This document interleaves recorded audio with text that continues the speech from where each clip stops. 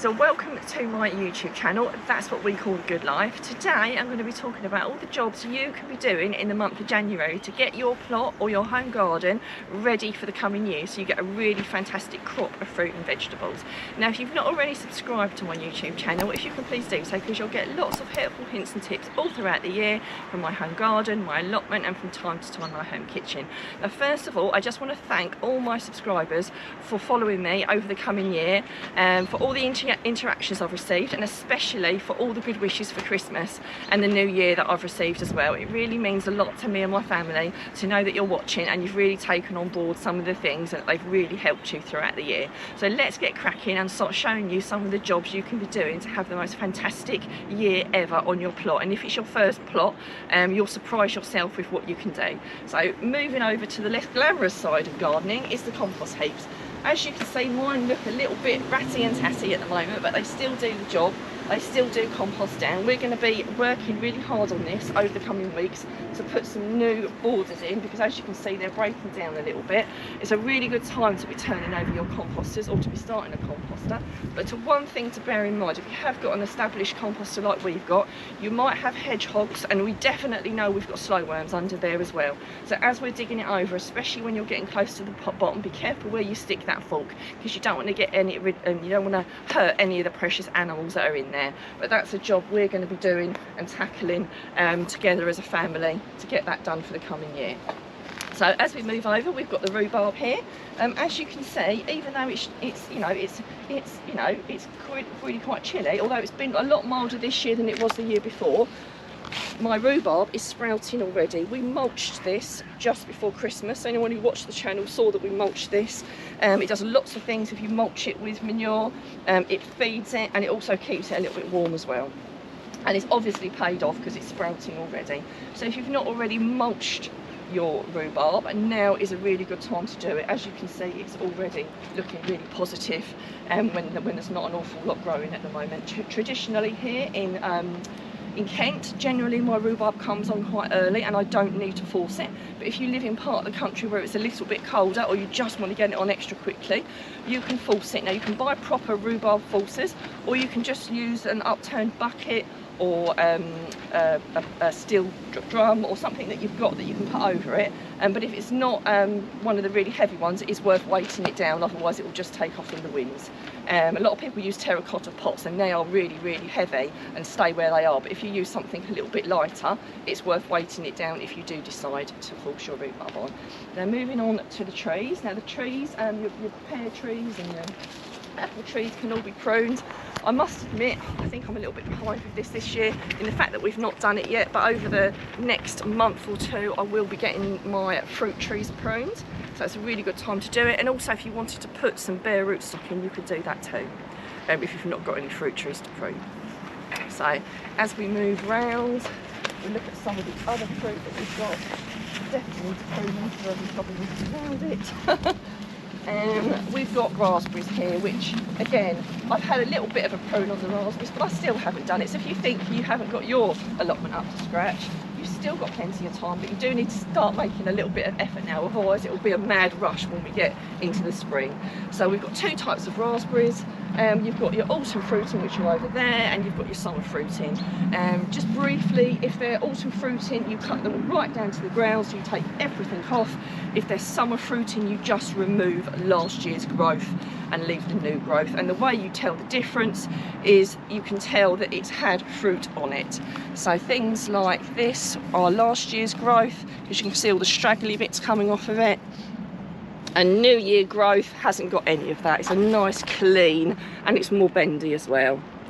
That's another thing, whereas the old growth is generally a little bit more brittle and will just snap a lot easier. So as we move down, we've got more fruit that can be pruned as well. We've got, I've got black currants and I've got gooseberries over there. So they need to be pruned, and they're pruned in quite a different way, whereby you don't take all the dead wood out, you just take some of the older wood out, so you can create air going around it. And if you wanted to mulch around these, then obviously you could do that as well, but I think we've mulched around these quite a lot over the last few years, and ours are fine. But if you want to do that, you can do that too. As you can see, loads of buds forming, so even though it's, you know, know, it's cold and it's wet. It's, yeah, stuff's coming on, and it's behind the scenes. You know, you don't think much is happening at the moment, but actually plenty is happening. As we move down, I've got some things that I've covered over here. So I've got my raw beans in here. I've got some kale, which is really rather very nibbled by the slugs, and I've also got some purple sprouting. Now, if you've got any brassicas, you know, Brussels, kale, cabbages, that sort of thing, it's well worth covering it, because this time of year the birds do get really hungry. Experience has told me that one minute they're all there and the next minute the birds have eaten them all. So if you've not got anything to cover your brassicas with, it's worth getting that for now and also for the coming months. We use this scaffolding netting an awful lot because it's really reasonable, and it's really durable, far more durable than a lot of the other things that I've used, and it keeps most things out as well. We will put a link so that if you would like to get some cover, you can do that, so you can help you with your coming year. But like I say, it's something that we use over and over again. You can get a massive roll of it, and it is jolly handy to have around. We use it for all sorts of things. So as we move down, it's really important to start preparing the ground for next year. So obviously keeping the weeds at bay, even though it's this time of year, it's still worth keeping the weeds in check, giving it a dig over, putting some mulch in, putting some manure in, getting the ground ready for next year. So if it's not too frosty where you are, it's still really good time to be doing that. And after I clear an area, I do normally cover it with some ground cover, because once the spring hits, you'll soon get stuff growing, and it just gives you that little bit of an edge where you haven't got to then redig it again with loads of weeds in it. And again, we will put a link up on the screen and in the description. You want to get some of that ground cover. We use the same bits year in, year out. So the really great thing about it is once you've got it for as long as you need it, and you can just put it down every year when you've got a clear patch. Not that I've got that many clear patches this year, but hey. So there's also a little bit of harvesting you can be doing. So I think my broccoli is all but finished now, and might have a few little bits on there, but my chard, I've got some chard here, I've got some chard at home, I've got leeks that can be harvested.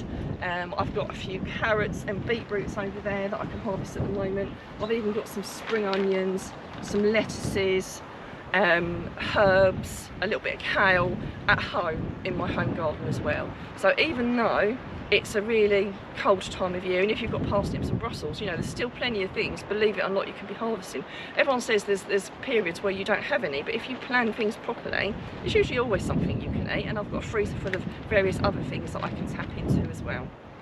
So something else you can be doing, of course, is planning for the coming year. It's a really exciting time to be planning, you know, and working out where you're going to put everything. If you do crop rotation like I do, planning where everything's going to go in the coming year, what you need, getting your seed potatoes in, getting your onion sets in, sorting through the seeds you've already got so you don't duplicate. I'm a great one for going out, knowing that I'm going to a garden centre and actually not having any idea of what I need. So trying to actually go through what you've got and then go out, and then actually you'll pick stuff up that you need rather than having lots of duplicates of things. So sometimes I'm really organised and sometimes I'm not so much.